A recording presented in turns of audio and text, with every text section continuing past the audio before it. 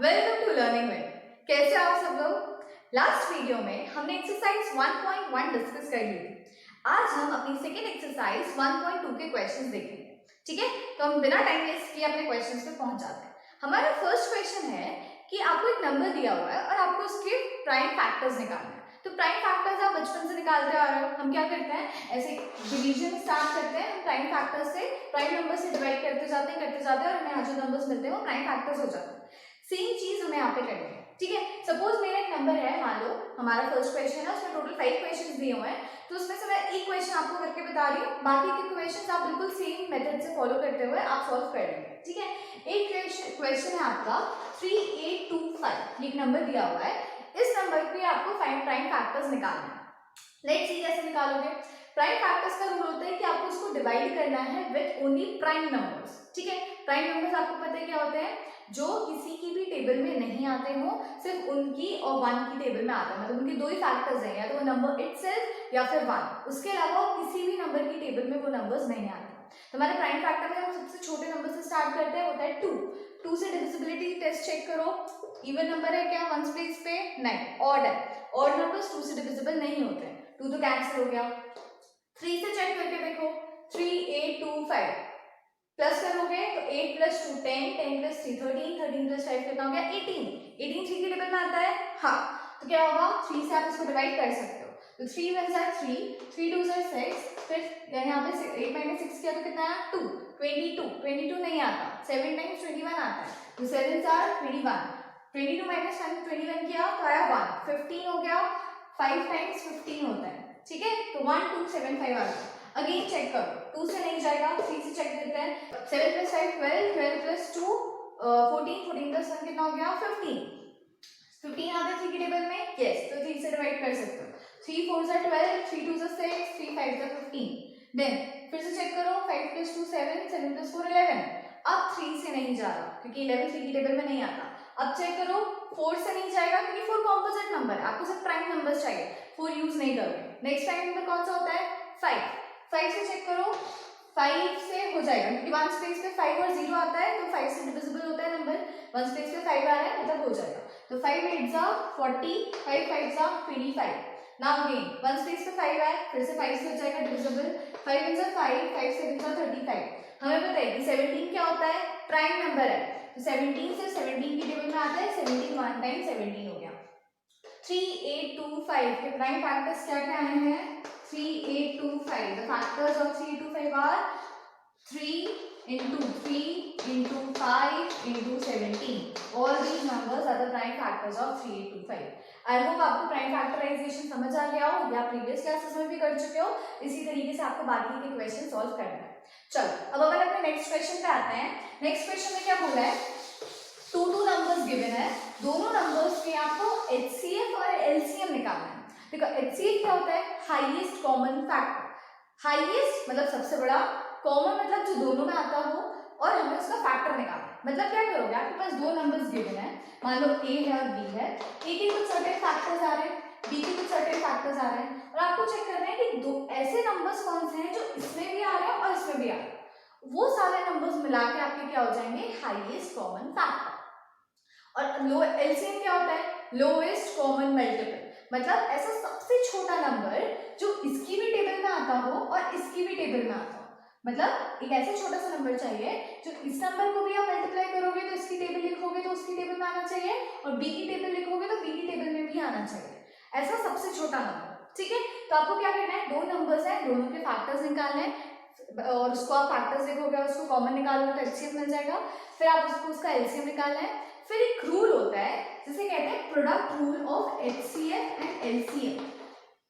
एक रिलेशन है कि HCF × LCM is equal to product of those 2 numbers होता है जिनका HCF और LCM आप निकालते हो, है ना। मतलब अगर आपने 2 नंबर्स दिए हैं, उन दोनों नंबर्स का आपने HCF भी निकाला है और LCM भी निकाला है, तो HCF और LCM को अगर आप मल्टीप्लाई करोगे तो वो उन दोनों नंबर्स के प्रोडक्ट के इक्वल आएगा।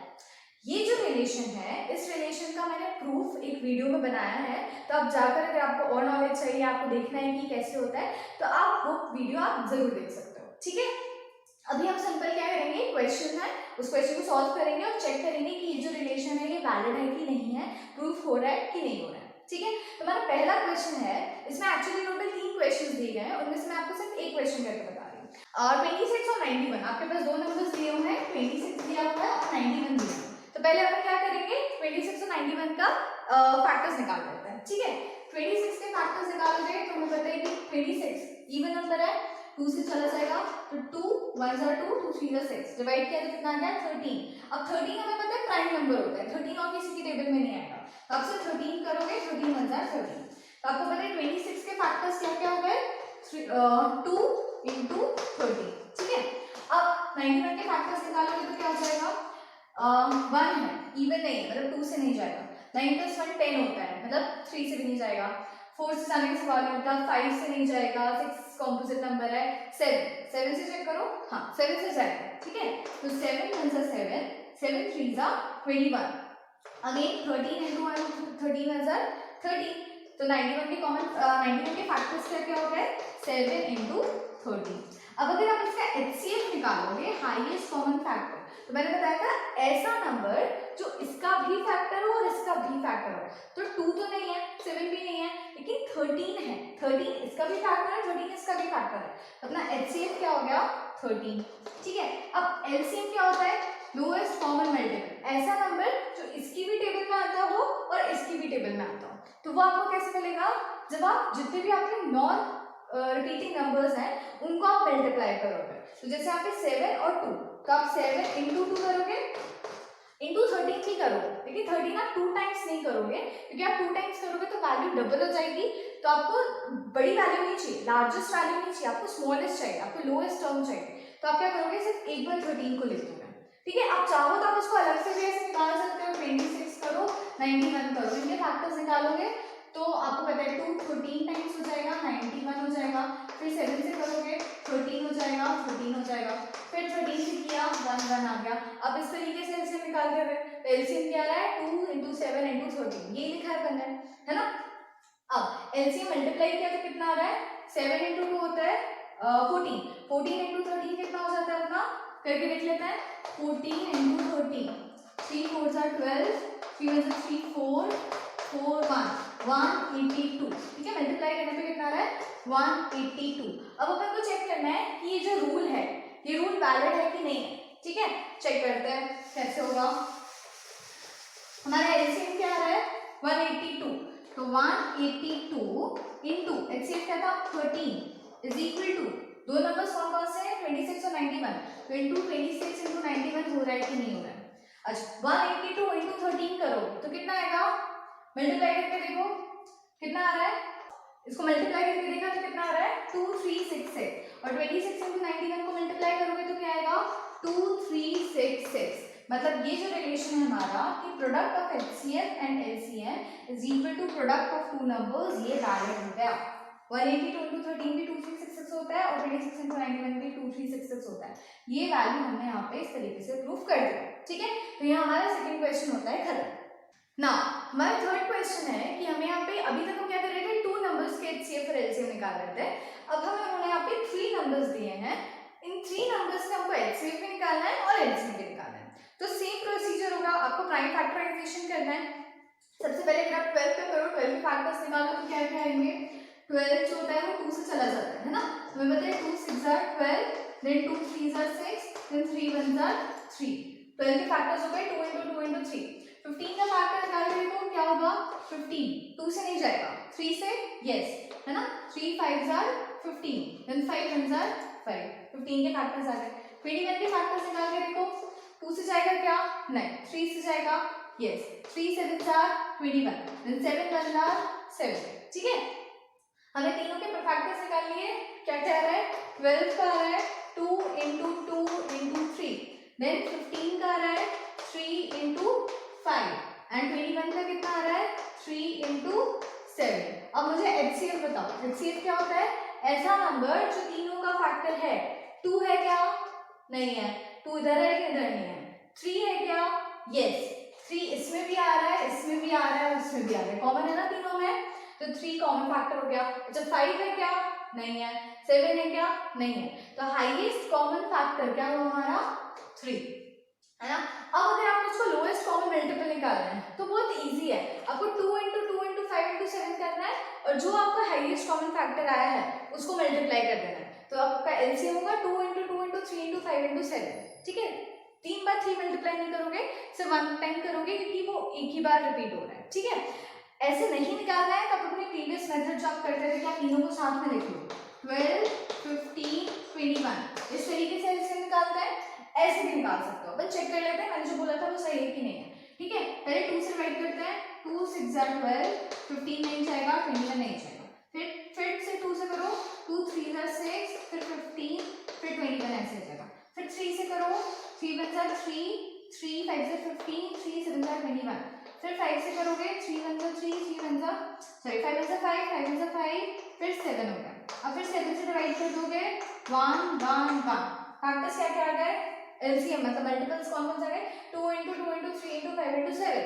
ठीक है, देखो मैंने बताया था ना कि 3 को आप एक ही बार लोगे, 3 टाइम्स नहीं लोगे। तो आपका एलसीएम आ गया है 2 × 2 × 5 × 7 × 3।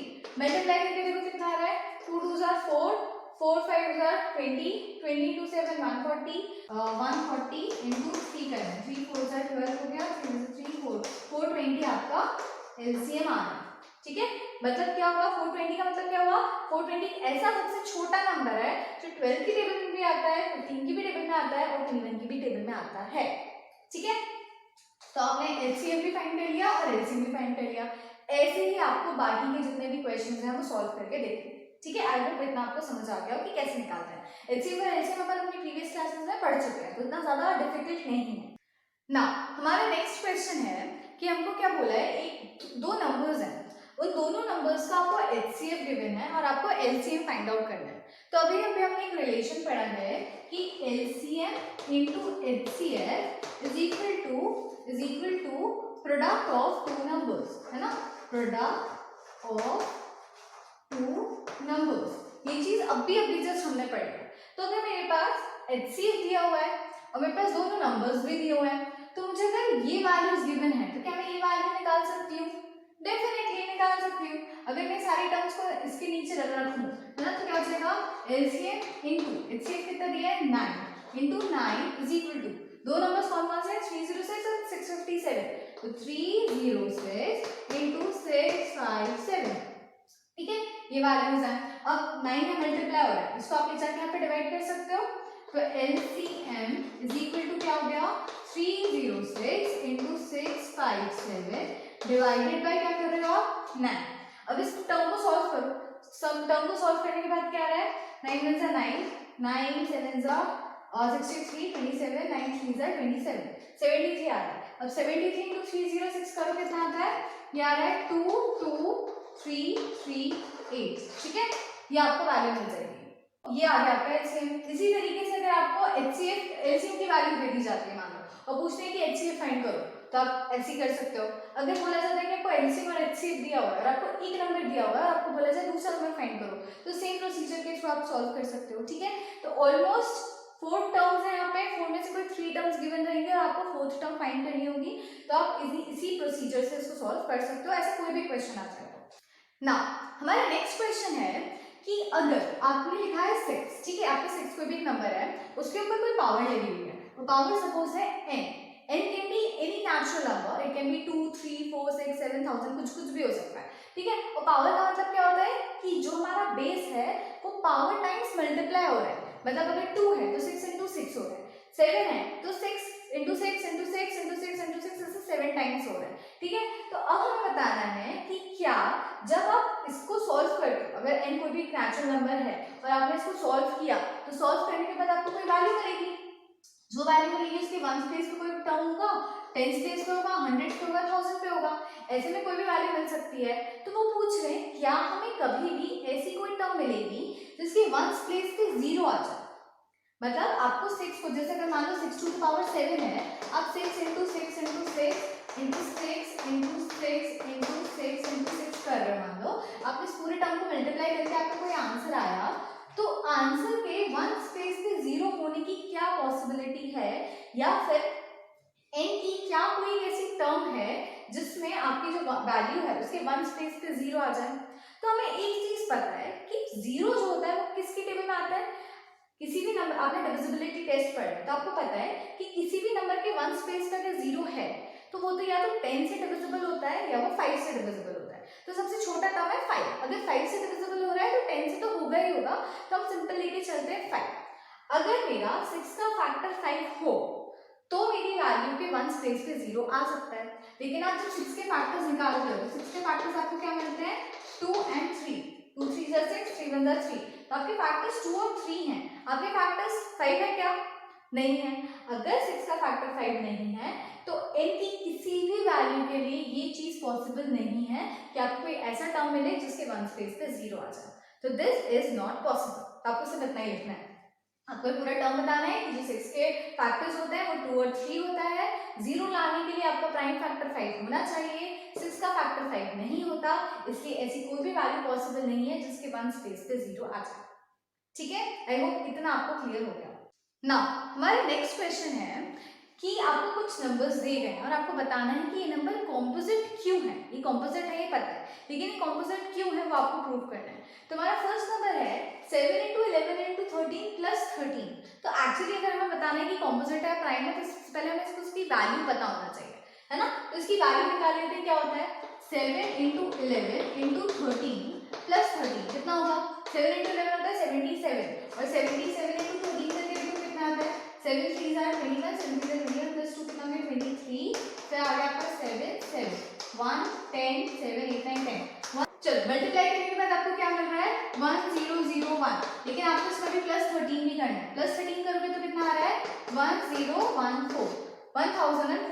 अब 1014 के अगर आप फैक्टर्स निकालो 1014, क्या क्या फैक्टर्स होंगे इसके, पहले 2 से डिवाइड हो जाएगा, 2 5 are 10, फिर 1 छोटा होता है ना, तो 1 और 4 आप साथ में ले रहे हो तो हमेशा रखोगे कि आप यहाँ पे 0 पुट करोगे। फिर आपको पता है 2 7 14 हो गया। अब 2 से जाएगा नहीं, 7 plus 5 12 होता है, 12 3 की टेबल में आता है, 3 से कैंसिल करोगे, 3 से डिवाइड करो, 3 1 3, 2 0, 3 6 18, फिर 27, 3 9 27। अब 169 जो है 13 से ज्यादा है ना, हमें पता है 13 13 169 होता है, फिर 13 1 हो गया अपना 13। तो 1014 के फैक्टर्स क्या क्या आ गए 2 3 30 and 13, है ना, इसको इंटू करके भी लिख सकते हो। ठीक है, 1014 के फैक्टर्स ये हैं। अब मुझे बताओ, आपको पता है कि प्राइम नंबर्स जो होते हैं उनकी प्रॉपर्टी क्या होती है कि प्राइम फैक्टर्स के जो प्राइम नंबर अगर कोई है तो उसका फैक्टर या तो वही नंबर होता है या फिर 1 होता है, इसके अलावा और किसी कोई भी नंबर उनका फैक्टर नहीं होता। बट 1014 के फैक्टर्स कितने सारे हैं, 2 3 13 और 13, कितने सारे फैक्टर्स हैं ना इसके, तो क्या ये प्राइम फैक्टर्स प्राइम नंबर हो सकता है, नहीं, ये क्या है हमारा कॉम्पोजिट नंबर है। चलो नेक्स्ट क्वेश्चन सॉल्व करते हैं। नेक्स्ट में क्या है, आपको नंबर्स जो दिए हुए हैं आप पहले इनकी वैल्यू निकालोगे।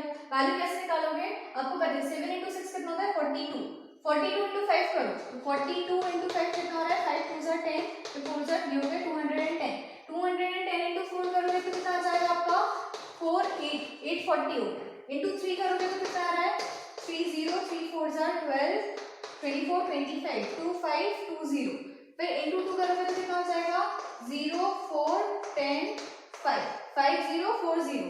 अब into 1 करोगे तो 5 0 4 0 ही आएगा, प्लस 5 करोगे तो कितना आ जाएगा 5 0 4 5। तो ये जो वैल्यू दी है ना, इसकी वैल्यू क्या आ रही है, जो आपने पूरा मल्टीप्लिकेशन करके वैल्यू निकाली तो वो आ रहा है आपका 5045। अब 5045 के आपको क्या करना है, फैक्टर्स निकालना है। अगर ये प्राइम नंबर होगा तो इसका 1 के अलावा कोई फैक्टर नहीं होना चाहिए, लेकिन देखते हैं कि 5045 2 से नहीं जाएगा, 3 से जाएगा, क्या 14 आ रहा है, नहीं जाएगा, 5 से जाएगा डेफिनेटली, 5 से 5 0 है तो 0 लगाया, फिर क्योंकि 4 और 4 छोटा है 4 और 5 साथ में लोगे, एक और 0 पुट करोगे, 4 9 45, 1009 आ रहा है। और 1009 जो है ना वो आपका एक प्राइम नंबर है, तो ये 1009 1 टाइम्स होगा 1009। अब इसके आपके फैक्टर्स क्या क्या है 5 और 1009। प्राइम नंबर्स जो होते हैं उनकी प्रॉपर्टी होगी कि या तो वो सिर्फ 1009 से जाएगा या फिर 1 से जाएगा, लेकिन ये 5 से भी जा रहा है ना, 5045 की 45 का फैक्टर 5 भी है, तो इसका मतलब कि ये प्राइम नंबर नहीं है, ये भी क्या हो गया आपका एक कॉम्पोजिट नंबर। चलो अब हमारा नेक्स्ट क्वेश्चन है कि दो बच्चे हैं सोनिया और रवि, एक सर्कुलर फील्ड के दोनों चक्कर लगा रहे हैं। मान लो ये हमारी सर्कुलर फील्ड है और दोनों इसका राउंड ले रहे हैं, दोनों ने सपोज इस पॉइंट से चलना स्टार्ट किया, ठीक है। बट रवि जो है उसकी स्पीड है कि वो ये पूरा जो सर्कल है ना 18 मिनट्स में कवर कर रहा है, जबकि जो सोनिया है वो ये सर्कल 12 मिनट्स में कवर कर रही है। ठीक है, एक बच्चा है जैसे सोनिया मान लो उसे 12 मिनट्स लग रहे हैं और रवि को 18 मिनट्स लग रहे हैं पूरा एक सर्कल कवर करने में। तो वो पूछ रहे हैं कि कितने टाइम में, ऐसा कौन सा वक्त होगा जिस वक्त पे दोनों मिलेंगे। दोनों ने यहाँ से चलना स्टार्ट किया, डेफिनेटली एक की स्पीड ज्यादा है, एक ऐसे चल रहा है, एक यहीं पे है। ठीक है, एक ऐसे जा रहा है, एक यहीं पे, एक ऐसे जा रहा है यहीं पे, एक ऐसे जा रहा है यहीं पे, एक ने कवर कर लिया। दूसरा जो है अब यहाँ पे आया है और ये जो है यहाँ पे चल रहा है चल रहा है चल रहा है चल रहा है चल रहा है, इस तरीके से चल रहा है, एक आगे होगा एक पीछे होगा, इस तरीके से मूव करेंगे। तो वो पूछ रहे हैं कि ऐसा कौन सा मिनट होगा जिस मिनट पे ये दोनों ये आगे और इससे जो कॉन्साइड कर जाएगा, ये दोनों मिल जाएंगे। तो किस पॉइंट पे ये दोनों व्यक्ति मिलेंगे, कितने मिनट पे दोनों मिलेंगे। तो हमें पता है कि अगर मुझे निकालना है कि 12 और 18 इसी मिनट में वो दोनों घूम रहे हैं, इसी टाइम से वो लोग घूम रहे हैं, तो एक ऐसा नंबर जो 12 की भी टेबल में आता हो और उस नंबर पे दोनों आके मिल जाएंगे, है ना। तो हमें क्या करना है, इन दोनों का क्या निकालना है, LCM, लोएस्ट कॉमन मल्टीपल। तुम्हें पता है लोएस्ट कॉमन मल्टीपल कैसे निकालते हैं, अब 12 लिखोगे 18 लिखोगे, 2 से डिवाइड करो, 2 6 12, इसको करोगे 2 9 18, फिर 2 3 6, फिर 9 तो 19 टाइम्स रहेगा, फिर 3 से करोगे 3 3 3 3 से 9, फिर 3 से करोगे 1 1, एलसीएम कितना आ गया 2 2 3 3, 2 2 4, 4 3 12, 12 3 36। इसका मतलब क्या हो गया कि ये दोनों 36 मिनट पर आपस में एक दूसरे से कोइंसाइड करेंगे। जैसे यहाँ से चलना स्टार्ट किया 12 मिनट में, 6 मिनट में मान लो यहाँ पहुंची, 6 मिनट में यहाँ पहुंची, रवि जो है वो 6 मिनट में यहाँ पहुंचेगा, 6 मिनट में यहाँ पहुंचेगा, 6 मिनट में यहाँ पहुंचेगा। तो 36 मिनट जो ऐसा होगा वो ऐसा होगा कि रवि और सोनिया दोनों के दोनों किसी एक पॉइंट पे, जैसे सपोज यहाँ पे आके मीट करेंगे, दोनों यहाँ पे आके कोइंसाइड करेंगे। ठीक है, तो 36 मिनट आप इस तरीके से एलसीएम से निकाल सकते हो। तो यहाँ हमारी एक्सरसाइज खत्म होती है। इस एक्सरसाइज में अगर कोई क्वेश्चन है जो आपको नहीं बन रहा है, जो क्वेश्चन मैंने नहीं कराए हैं, जो होमवर्क दिए, जो आपको प्रैक्टिस करनी है, उनमें से अगर कोई क्वेश्चन है जो आपको नहीं समझ में आ रहा है तो आप वो मुझसे पूछ सकते हो। ठीक है, आप कमेंट सेक्शन में पूछ सकते हो या फिर इंस्टाग्राम पे मुझे डीएम कर सकते हो। अब हम मिलेंगे अपनी नेक्स्ट वीडियो में नेक्स्ट एक्सरसाइज के साथ, तब तक अपना ध्यान रखिएगा, बाय बाय।